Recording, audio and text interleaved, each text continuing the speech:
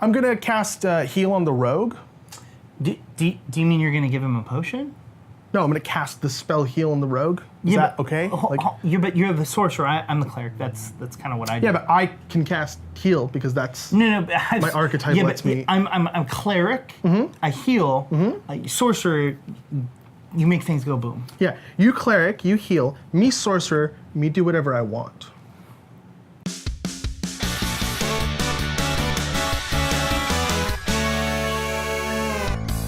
Hey everybody, welcome to GameGorgon. My name is Krug. I'm Indigo. Today we're here to talk to you about Pathfinder 2nd Edition playtest Sorcerer. Get all of those keywords in!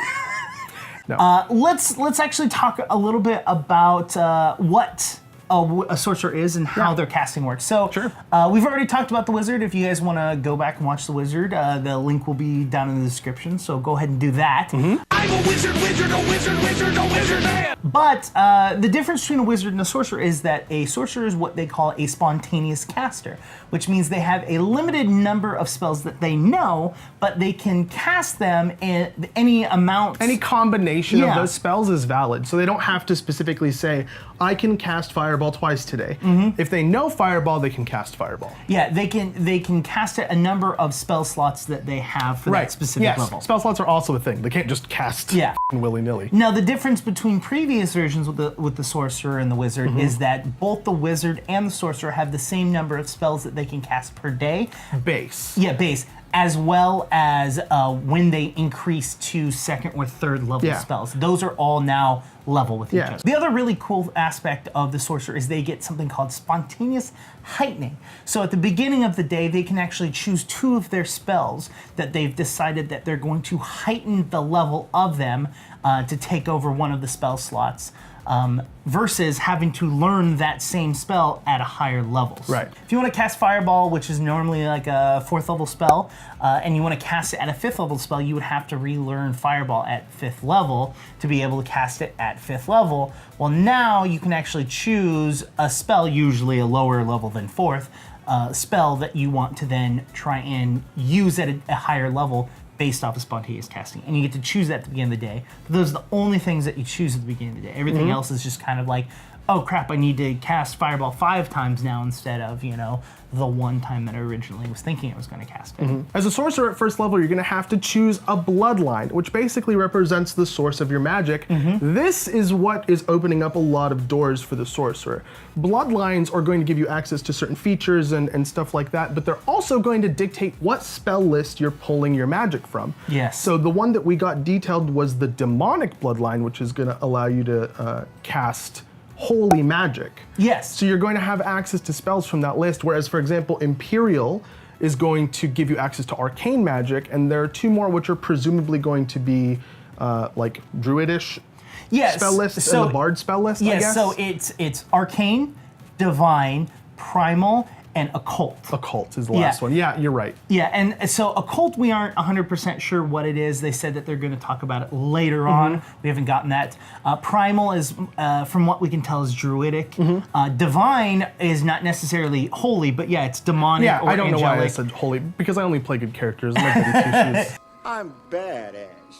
And you're good, Ash. You're a goody little two-shoes.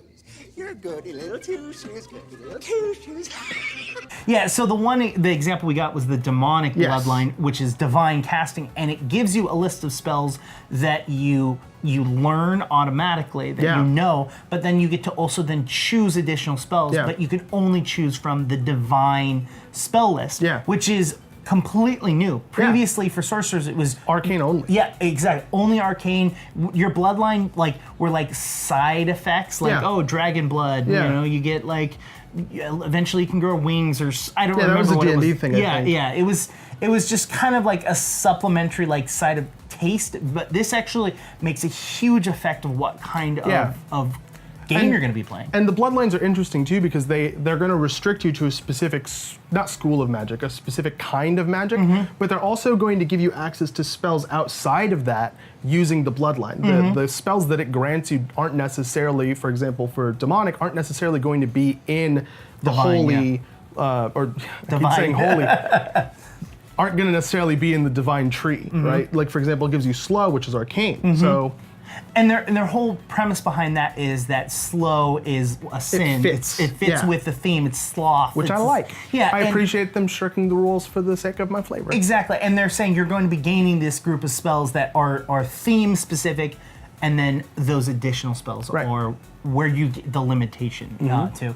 It's also going to determine what skills that you actually get bonuses to as well, which I actually like. It's a very like kind of wrangling of the class, but like at the same time, it loosens it up tremendously. Yeah, it makes it flexible, right? Yeah, by choosing a bloodline, chooses like you can be anything you want, and then once you've chosen like a bloodline, it basically goes, okay, great, now we're gonna circle you down to something a little bit more narrow. Yeah. Which I really something that's reasonable for the bloodline. Yeah. Like intimidation or deception or something like that for someone that's getting their magic from demons. Like that fits. That makes sense. Absolutely. All right, let's talk about the thing that every class gets but makes them infinitely more unique. Feat. Exactly. So one of the cool spells one of the cool feats, I should say, that they actually showed off was Overwhelming Spell.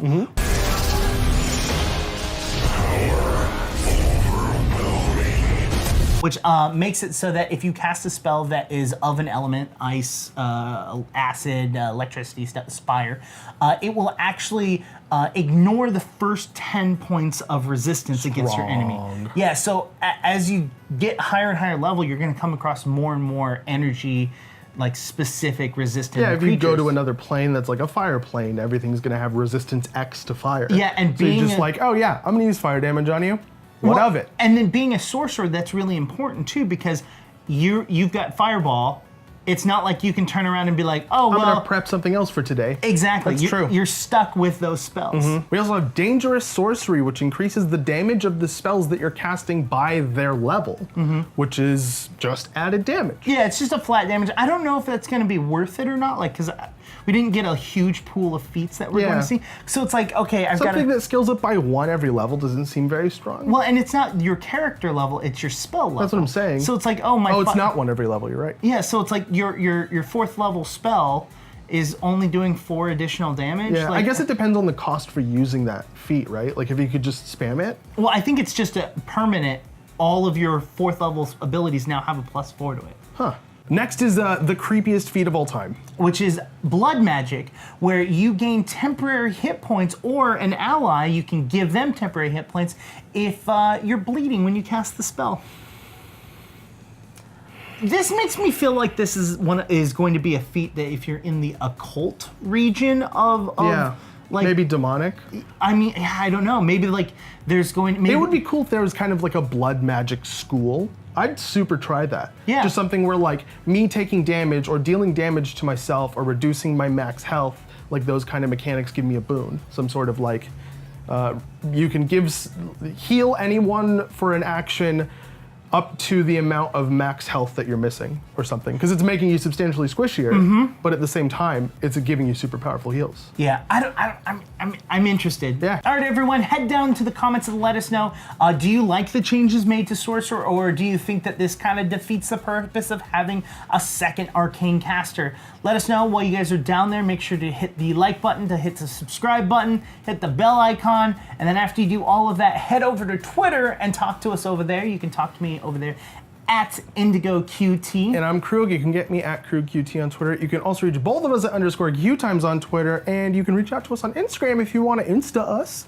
Also, quick heads up, make sure to follow us on all those social medias, because I'm going to be at San Diego ComicCon, and we're going to be posting content up there, so you guys can get some kind of cool stuff. At QueueTimes.